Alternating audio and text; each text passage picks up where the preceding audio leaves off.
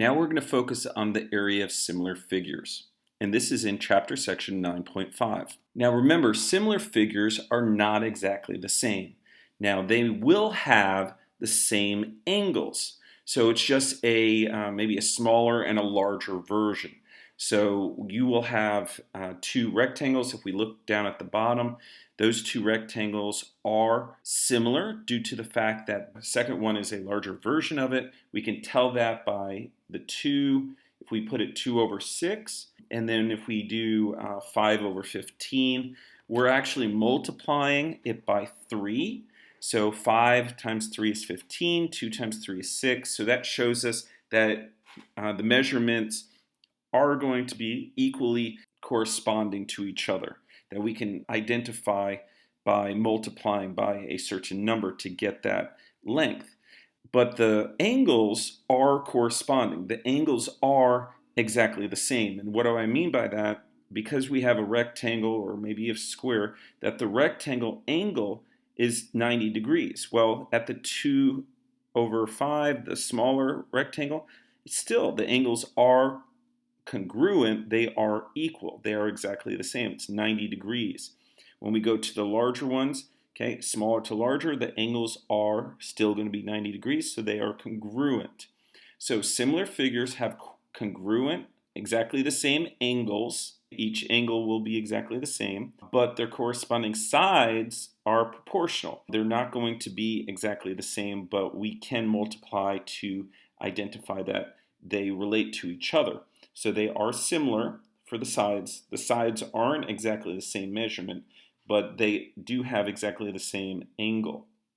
Now, if we go ahead and we want to figure out the formula for the area of these corresponding rectangles, we can go ahead and write down a formula which is described as area 1 over area 2. And that equals base times height of the small rectangle over base times height of the larger rectangle. So if we can go ahead and figure out what that area is, we're going to go ahead and it's pretty basic. Let's just multiply base times height, 2 times 5, and let's place that in a fraction over 6 times 15. And when we do that, we get area 1 equals base times height, 2 times 5, equals 10, and area 2, base times height, 6 times 15, equals 90. So we're going to go ahead and area 1 over area 2, that's going to be 10 over 90. Now when I put 10 over 90, I can divide and get a decimal, or I can just simplify and have a simplified fraction. And in that case, I can get 1 over 9. So this is one of the simplest forms for finding out area of polygons, especially if you're identifying two similar polygons. Now, if we have a polygon that is not a rectangle or a square, and I want to figure out the area, I'm going to basically do the same thing. I'm going to have area 1 over area 2, but the focus here is I'm probably going to be given one side for each of the corresponding similar figures. So what basically is happening here is I will be given one side for the small polygon, one side for the large polygon, and I will probably in the equation or in the question be given one of the areas. So I will be given 3 parts, and I have to figure out a 4th part. So let's take a look at a practice problem to kind of help you visualize this. So in the question, it says find the area of the first. Okay, that's going to be the larger one. That's going to be the one that has 12 on it. The first of the 2 similar figures. If the second polygon, which is the right one, the one that has 6, has an area of 100 feet squared. Okay, so what am I going to do here? I'm going to do area 1 over area 2. But I know, and here's the key here, I know what the second area is. It's 100 feet squared, and that's for the small one. So I can do A1 over, what's A2? 100 feet squared. So I can do A1 over 100 feet squared. Then I write equals, Okay, we got the brackets, S1 over S2 squared. Well, what's S1? What's the first figure? That's going to be 12. So we'll write 12 and then the line. And then what's S2? 6. So 12 over 6 in the brackets squared. Now what's 12 over 6? I can easily divide 6 into 12. I drop the 12 down. And that's going to give me 2. So it'll be 2 squared. Okay, let's see how that looks. We have our equation. We have to memorize that equation. We know that A2 is 100. S1 is the first figure, that's 12. 6 is the second figure, so it's 12 over 6. And then that's in the brackets, and I'm going to have the square. Now, I have to do, according to your rules of what we do first, I'm going to divide inside the brackets first, or inside of parentheses. So 6 into 12 is 2, and then I'm going to square that.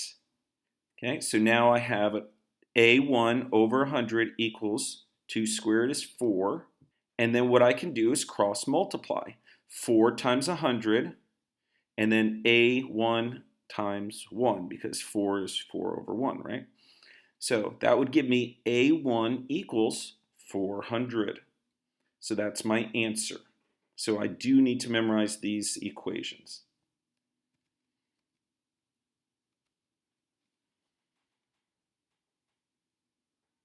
Okay, I'm going to have you try practice number 3. Okay, go ahead and try this one. Now, this is basically a different way to do it, and it's pretty easy. We don't know what the length of the big triangle is. That's our X, that's our question mark. But what we do know is area 1 and area 2. So area 1 is the first one, that's 150. So it'll be 150. Okay, then we draw the line, and then over 60. Okay, 60 is the second area. So we have 150 over 60. And then we have S1. Well, we don't know what S1 is yet, but we do know what S2 is, and that's 6. So we put that in brackets, and that's squared. Now, when we do that, I can then go ahead and divide 150 over 60 to get 2.5. I have S1 squared. I have S1 over 6, and I can square that. And that gives me S1 squared over 36. Why 36? Because I squared the S1 and I squared the 6. Now I can go ahead and cross multiply. 2.5 times 36, and then S1 squared times 1, right? So 2.5 times 36 gives me 90. And then I have S1 squared equals 90. Now I can go ahead and do a square root to turn S1 squared just into S1. But if I do that, I have to do a square root of 90 as well. So what's the square root of 90? Okay, what times what equals 90?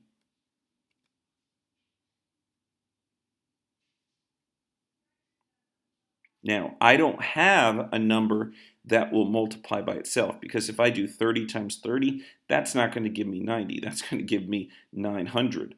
So I can leave it as square root of 90. S1 is just square root of 90, or I can approximate 9.5. And that would be the length of that rectangle, or about 9.5. Now let's move into the surface area. We're going to focus on three-dimensional shapes. Now, geometric figures that have points that don't all line on the same space, okay, are three-dimensional. A three-dimensional figure has a length, width, and height, not just a length and width, not just a base and height, but a length, width, and height. So 3 parts. The first one we're going to focus on is a polyhedron. Okay? A polyhedron is a closed three-dimensional figure with flat surfaces. Okay? And these flat surfaces are polygons. And these flat surfaces are called faces. And when you learn about crystals in science, you're going to hear the word face.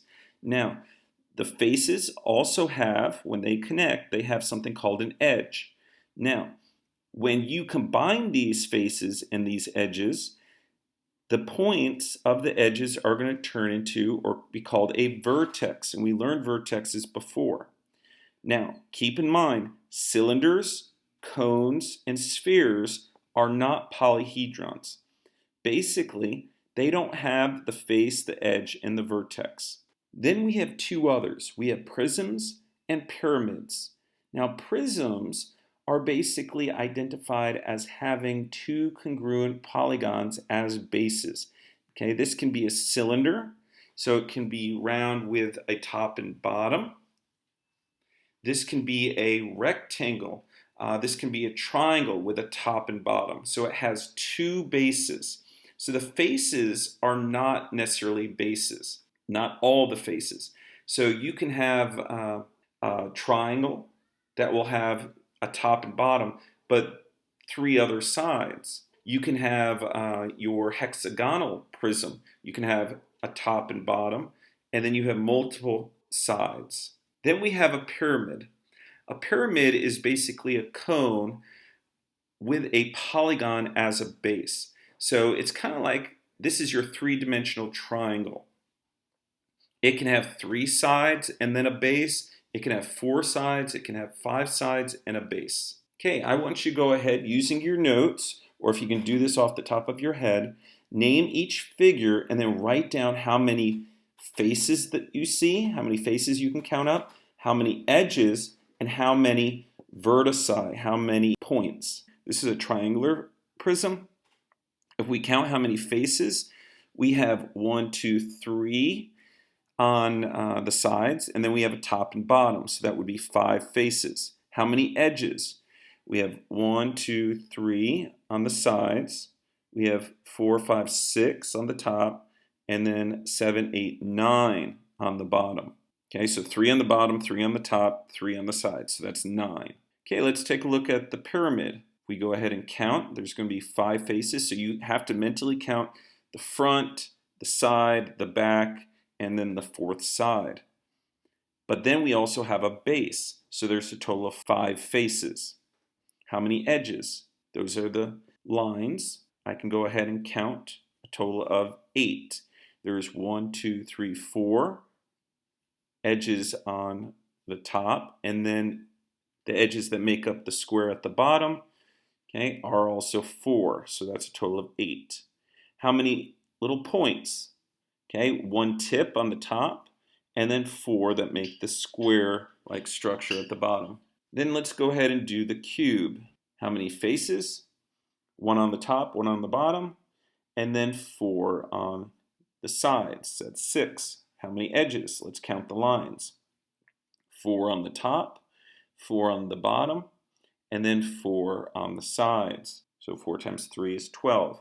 How many points? 1, 2, 3, 4 on the top, 1, 2, 3, 4 on the bottom. So that's going to give me 8. Now let's apply surface area. The surface area of a polyhedron is the sum of the areas of its faces. So I need to know the faces. Those are my sides. And what we have here is, okay, side equals length times width times 2 plus width times height times 2 plus length times height times 2. So here we have a total of, remember, area is length times width, right? Kind of like base times height. But because this is a three-dimensional object, I need to multiply it by 2 because there's 2 of the area. But if you're trying to find the surface area of a square pyramid, you're going to have to find the area of the square and then the area of the triangles times 4. So this is a little different than if we have a three-dimensional polygon. Let's go ahead and solve the surface area of this three-dimensional polygon. Okay, go ahead, pause it. Okay, let's see how you did. Okay, length times width. Length is 5, width is 4, so length times width is 5 times 4. That's 20. I'm going to multiply that by 2. Width times height is 4 times 3. Multiply that by 2, so 12 times 2 is 24.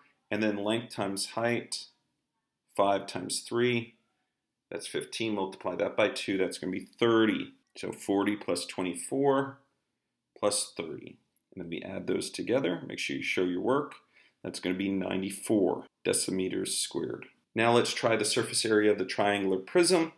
Remember, what we have to do here is I need to do the rectangle first. Then I need to figure out each of the triangles. So let's focus on the triangles first. Remember, the area is base times height, divide by 2. So 16 is the base of one triangle. 6 is the height of that triangle.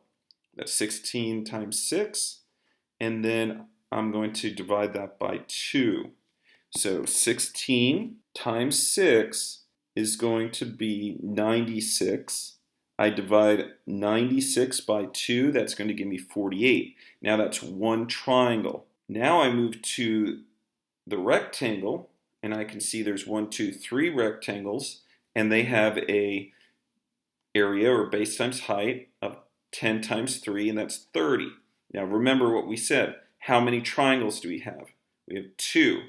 How many rectangles? 1, 2, 3. One right side, a second left side, and a third on the base or bottom. So I did, for 10 times 3, I did the top right rectangle. But the bottom or the base rectangle is 16 times 3.